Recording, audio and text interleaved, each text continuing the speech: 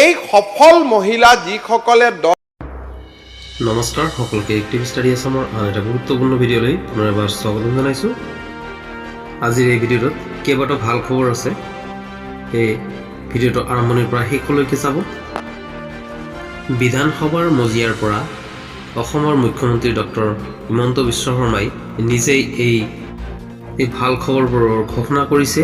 সেয়ে ভিডিঅ'টো একেবাৰে শেষলৈকে চাব বুলি আশা ৰাখিছোঁ। এই সফল মহিলা যিসকলে 10,000 টকাৰ সফল প্ৰয়োগ কৰিব, তেওঁলোকক আমি 10,000 টকাকৈ আমি সকলো মহিলাক দিম। তাৰ মানে গ্ৰুপটোত কিমান জমা হ'ল? 1 লাখ টকা একেলগে জমা হ'ল। এইবাৰ আমি কি কৰিছোঁ যে হায়াৰ ছেকেণ্ডাৰী ফাৰ্ষ্ট ইয়াৰত ছোৱালীয়ে নাম লগোৱাৰ লগে লগে উইদিন 2 মান্থছ আমি 10,000 টকা তেওঁলোকৰ একাউণ্টত ট্ৰেন্সফাৰ কৰিম। গ্ৰেজুৱেট পোৱাৰ লগে লগে আমি 12,500 টকা আমি তেওঁলোকৰ একাউণ্টত ট্ৰান্সফাৰ কৰি দিম। আৰু পোষ্ট গ্ৰেজুৱেট পঢ়া ছোৱালীজনীয়ে 15,000 টকা মবিলিটিটো পাই আছিলেই, তাৰ লগত আৰু 15,000 টকা পোষ্ট গ্ৰেজুৱেটত পোৱাৰ লগে লগে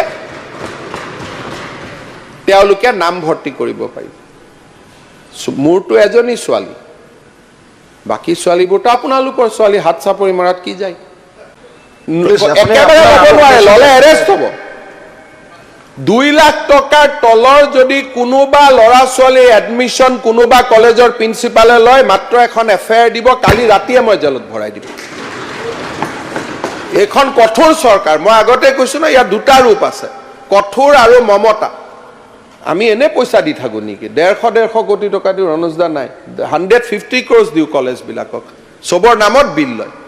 অধ্যক্ষ মহোদয়, মহিলা কোনো এখন সমাজত মাতৃ জাতিক সশক্তিকৰণৰ অবিহনে সমাজ আগবাঢ়িব নোৱাৰে।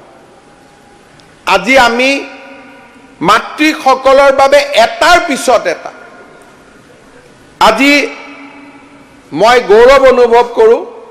মাজত কংগ্ৰেছৰ এটা যাত্ৰা হৈছিল, ইয়াত মই নাম লৈ কৈছোঁ, কিন্তু মই কাৰো বিপক্ষে নকওঁ।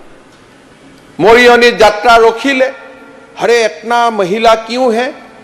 বোলে আমাৰ মহিলাবিলাকে ফৰ্ম ফিল আপ কৰিব আহিছে, মহিলা উদ্যমিতা। ফটো উঠিছে, ভাল কথা, ফটো মোৰ লগত উঠিব লাগে বুলি কি কথা? চবৰ লগতে ফটো উঠিব লাগে। কিন্তু দেখি গ'ল যে অসমত কেনেকৈ উমেন এম্পাৱাৰমেণ্টৰ কাম হৈছে। আত্মসহায়ক গোট সকলোতে আছে, কংগ্ৰেছুৱেল গভৰ্ণমেণ্টতো আত্মসহায়ক গোট আছে। নেক্সট লেভেল সেলফ হেল্প গ্ৰুপৰ গ্ৰুপ হ'ল। এইবাৰ আমি কি কৰিছোঁ যে 10,000 টকাকৈ আমি সকলো মহিলাক দিম। তাৰ মানে গ্ৰুপটোত কিমান জমা হ'ল? 1 লাখ টকা একেলগে জমা হ'ল। গাইগুটীয়াভাৱে ব্যক্তিগতভাৱে 1 লাখ টকাৰ তেওঁলোকে কাম কৰিব পাৰিব, আঁচনি ল'ব পাৰিব। আৰু ফৰ্ম ফিল আপৰ ডেট হৈছে 3, 4, 5 মাৰ্চ। আমাৰ মহিলাসকলে ফৰ্ম ফিল আপ কৰি 3, 4, 5 মাৰ্চত আমাক উভতাই দিব।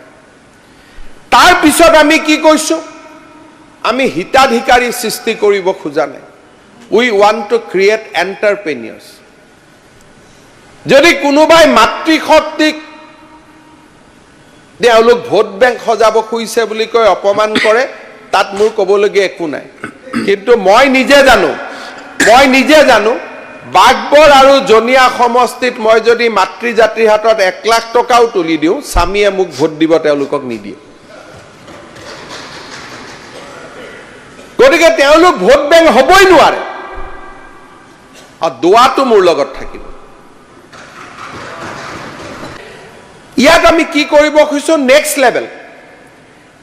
লেভেলত এই সফল মহিলা যিসকলে 10,000 টকাৰ সফল প্ৰয়োগ কৰিব, তেওঁলোকক আমি 25,000 টকা কৈ দিম।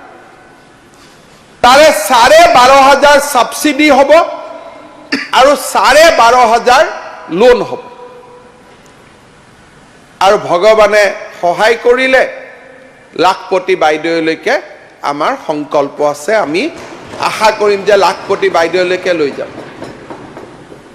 মই এবাৰ প্ৰধানমন্ত্ৰী ডাঙৰীয়াকো অনুৰোধ কৰিছোঁ যে অহাবাৰ অসমত আহিলে আপুনি আমাৰ 1000মান লাখপতি বাইদেউক কথা পাতক কেনেকে ওমেন এম্পাৱাৰমেণ্ট নাৰী শক্তি বন্ধনৰ আমি এক নতুন কৰ্মসূচী হাতত লৈছোঁ বিধানসভাৰ মজিয়াৰ পৰা মুখ্যমন্ত্ৰীয়ে কেইবাটাও গুৰুত্বপূৰ্ণ আৰু ভাল খবৰ ঘোষণা কৰিলে নিশ্চয়কৈ ইয়াৰ দ্বাৰা বহুতো ছাত্ৰ ছাত্ৰী আৰু মহিলাসকলে উপকৃত হ'ব সেই ভিডিঅ'টো যদি আপোনালোকে ভাল পাইছে কাইণ্ডলি লাইক এটা কৰাৰ লগতে যিমান পাৰে শ্বেয়াৰ কৰি দিব ধন্যবাদ জয় অসম